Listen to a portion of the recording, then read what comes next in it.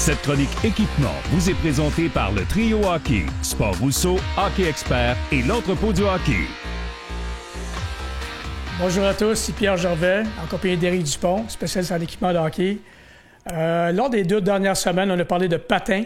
Cette semaine, on parle de bâton, qui est aussi très important, c'est un univers fascinant. Éric, ça passe. Pierre, moi, je suis vraiment excité cette semaine. Écoute, j'aime beaucoup parler de patins. Je suis fasciné par le monde des patins. Puis avec la technologie qui a beaucoup évolué depuis 10 ou 15 ans, ou depuis tes 35 ans de carrière. Mais l'univers des bâtons est un on pense que la technologie va arrêter d'évoluer, mais c'est tout à fait le contraire qui se produit. Puis on est tous surpris par ce que des fournisseurs comme Bauer, donc, c'est vraiment un bon segue. Le premier bâton que je veux parler, c'est le Bauer Agent, qui est un bâton édition limitée que Bauer sort une fois par année. Dans le passé, on avait des bâtons ADV qui étaient reconnus pour le noir et vert. Puis cette année, avec les ADV de l'année passée, on pensait que Bauer avait vraiment atteint le summum de la technologie, de la légèreté. Mais écoute, cette année, le Agent, qui est en quantité limitée, comme j'ai mentionné, il arrive à 335 grammes. 335 grammes, c'est environ un 30 ou 35 grammes de moins que les bâtons qui étaient les plus légers sur le marché en 2022. On peut dire 30-35 grammes, il n'y a rien là, mais dans l'univers des bâtons, 35 grammes, c'est vraiment une très, très grosse différence. Moi, je trouve ça absolument incroyable, l'évolution là-dedans des bâtons, depuis que les premières années avec Canadiens ou dans le hockey, il y a des 44 ans. Ça part des bâtons de bois, ensuite c'était des bâtons en aluminium. Ensuite, les bâtons en composite sont arrivés, puis ça n'avait rien à voir avec ces bâtons-là d'aujourd'hui. Moi, je me demande, ça va arrêter où? Tu sais, à un moment donné, autant des bâtons que des patins, que des gants, que tout ça, c'est de plus en plus léger et de plus en plus performant. À un moment donné, il va y avoir un plafond, un seuil, j'imagine. Bien, c'est drôle. J'ai posé la question à des gens chez Bauer cette année, puis on me disait que on n'est pas encore arrivé au bout. Ils découvrent tant des nouveaux produits, comme le Bauer Agent qu'on vient de discuter. Il est fait avec un produit qui s'appelle du boron.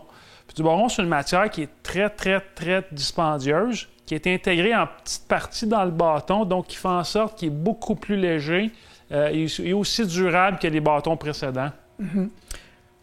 Le prochain bâton, tu parlais de l'évolution de l'aluminium, du bois. Je sais que tu te souviens des bâtons de bois de Sherwood qui étaient vraiment faits à Sherbrooke, qui est connu pour ça. Mais le petit fameux 50-30. C'est exactement ça. Avec ça. Oui. On en a encore des 50-30, mais c'est pas très populaire entre moi et toi. Mm-hmm. Surtout quand Sherwood sort un bâton comme celui-ci, qui est le Code TMP Pro, qui est vraiment... évidemment, on était à des années-lumière du 50-30, ou du même du 99-50, qui était très populaire aussi. Point de vue construction, légèreté, mais aussi le prix dans Sherwood qu'il ne faut pas oublier, qui est une marque qui fait des très bons produits, mais qui est un petit peu moins cher que d'autres marques. Donc, un très bon produit à considérer. Effectivement. Puis Sherwood, moi, ce que je peux un petit peu leur reprocher, c'est que, puis je connaissais bien les gens de Sherwood à Sherbrooke, là, puis ils ont tardé beaucoup. Ils ne croyaient pas au nouveau bâton en composite. Ils continuaient à croire aux bâtons en bois. Ils ont tardé à embarquer dans les bâtons en composite, les nouveaux bâtons, puis finalement, sont embarqués puis sont rendus au même niveau que tous les autres.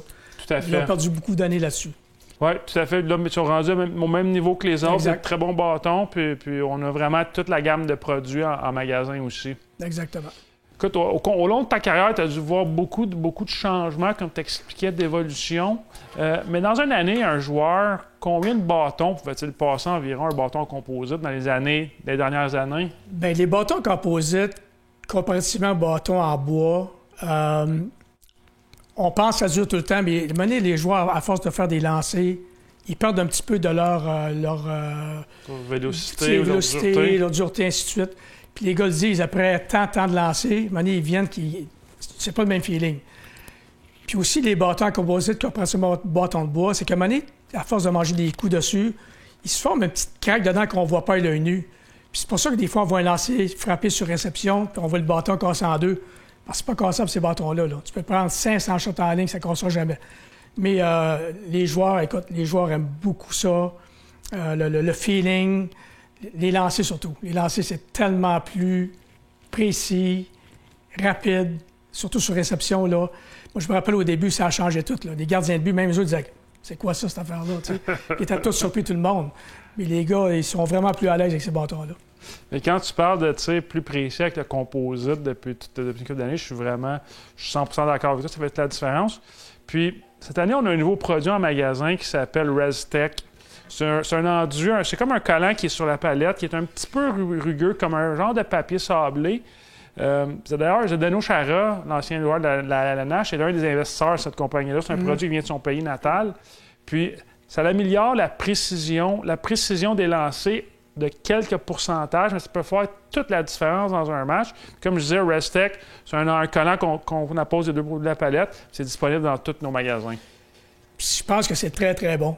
Puis moi, des joueurs de hockey, surtout de la Ligue nationale, c'est des gars qui ne sont pas portés à changer grand-chose. Je me rappelle, Zeno m'en avait donné, j'en avais mis dans le vestiaire. Les gars regardaient ça, puis ils n'osaient pas trop essayer. C'est tellement drôle. Ils sont pareils avec les patins, pareils avec n'importe quoi. Mais effectivement, c'est très, très bon pour les joueurs, ça. Donc, merci, Eric. Encore une fois, très intéressant. Et on se revoit la semaine prochaine pour une autre chronique sur les bâtons. Bonne semaine, tout le monde.